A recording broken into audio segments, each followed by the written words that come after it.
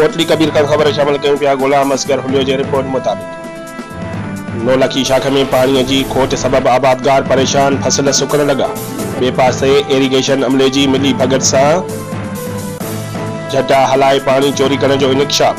बासर जमींदारन पारा दारोगो surveyor engineer जी मिली भगत से सरेआम झटा हणी पानी चोरी करने लगा।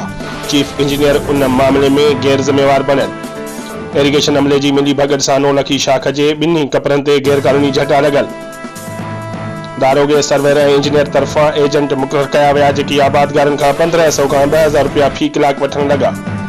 आबादगारन पारा इरिगेशन के आला अमलदारन का मुतालबो कयो त मुलविस अमलदारन खिलाफ सख्त कदम खया वञनि ऐं नौलखी शाख में पानी मेंटेन कयो वञे। ॿी सूरत में सख्त एहतजाज कयो वेंदो।